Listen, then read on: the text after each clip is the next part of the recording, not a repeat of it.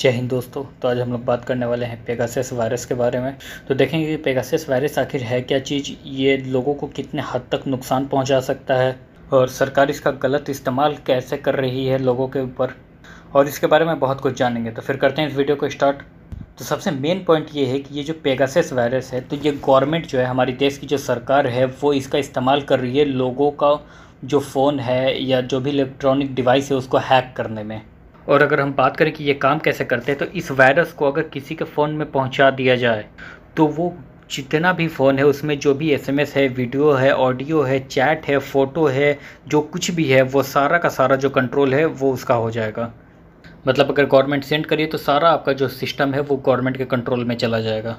ये जो वायरस है उसको बनाया है इजरायली सॉफ्टवेयर कंपनी ने, जिस कंपनी का नाम है NSO ग्रुप। जैसे कि आपको पता है कि लोगों के पास बहुत तरीके का, मतलब जैसे किन्हीं के पास स्मार्टफ़ोन की जगह पे एंड्रॉयड होता है, कोई बड़े शौक से लेते हैं, आईफोन ख़रीदते हैं। तो ये जो वायरस है, ये नो मैटर कि आपके पास 1 लाख का फ़ोन है या 1000 का फ़ोन है या 10 लाख का फ़ोन है, ये किसी भी मोबाइल को बड़े आसान तरीके से हैक कर लेगा, या तो वो आईफोन ही क्यों ना हो।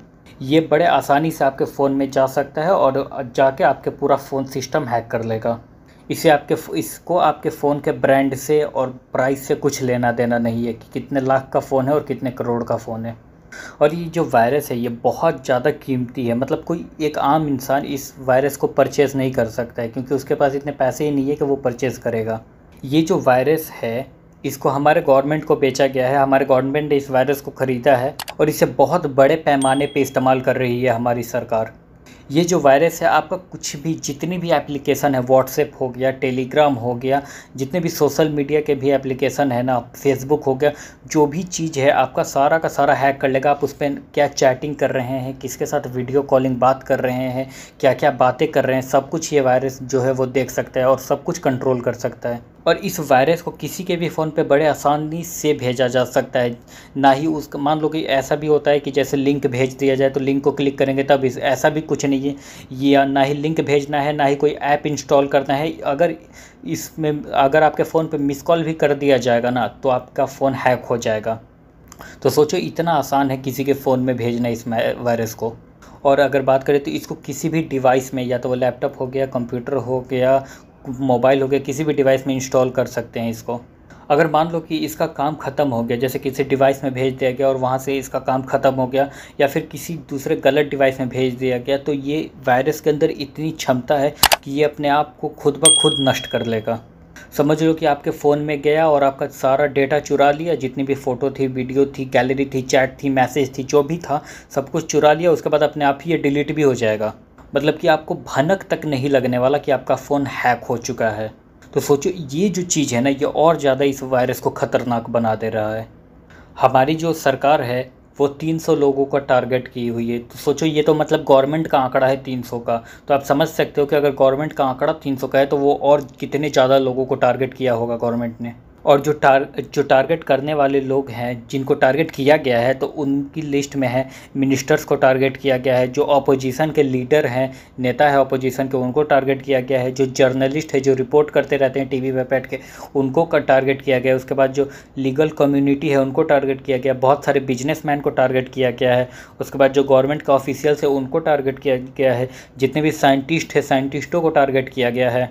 तो यार मैं एक सवाल पूछना चाहता हूँ कि ये कितने हद तक सही है कि किसी के भी पर्सनल लाइफ में जाके उंगली करना, ये कहाँ तक सही है कि उसके पास क्या है क्या नहीं है, इससे क्या लेना देना है। वैसे भी गवर्नमेंट के पास बहुत सारा तरीका है जिसकी वजह से वो कंट्रोल कर सकती है बाकी सारे चीज़ को। तो अब ये डायरेक्ट जाके उंगली करना, ये तो बहुत हद तक गलत है।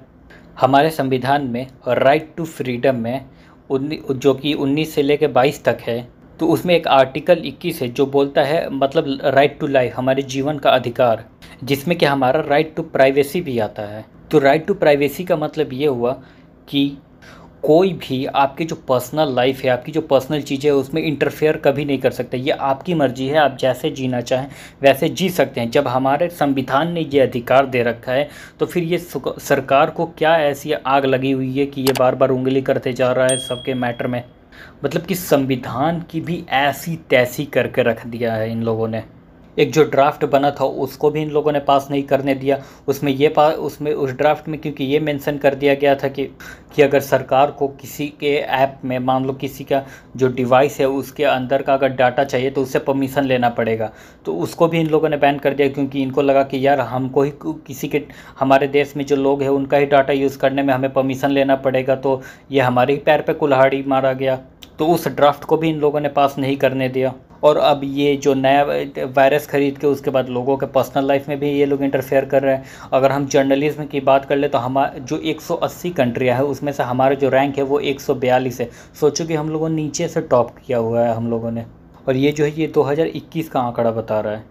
तो भाई ये तो होना ही है क्योंकि हमारे जो जर्नलिज्म है जो रिपोर्ट करते हैं टीवी पे बैठ के, उसमें से जो 95% जो जर्नलिस्ट है वो तो सारे पॉलिटिकल पार्टी के हैं। वो किसी एक पॉलिटिकल वो देश की भलाई के बारे में बोले या ना बोले, बट पॉलिटिकल पार्टी के भलाई के बारे में वो ज़रूर बोलेंगे। कोई बीजेपी का सपोर्टर बैठा है, कोई कांग्रेस का सपोर्टर बैठा है, कोई किसी और पार्टी का सपोर्टर बैठा हुआ है, बट इंडिया का सपोर्टर कोई नहीं बैठा है वहाँ पे। देश अगर जा रहा है कहीं और लेवल पे जा रहा है तो उसको जाने दो, बट पार्टियां जीतनी चाहिए, पार्टियां रोलिंग होनी चाहिए। और लोग भी कुछ बहुत सारे लोग तो ऐसे हैं कि वो टीवी इसलिए देखने बैठ जाते हैं क्योंकि वहाँ पे बीजेपी का सपोर्ट चल रहा है या कांग्रेस का सपोर्ट चल रहा है, ऐसी सपोर्टिंग चल रही है, तो वो देखने के लिए बैठ जाते हैं, उनका भी मन लगा रहता है। तो छोड़ो यार ये सब बातें, चलो मिलते हैं फिर नेक्स्ट वीडियो में। जय हिंद।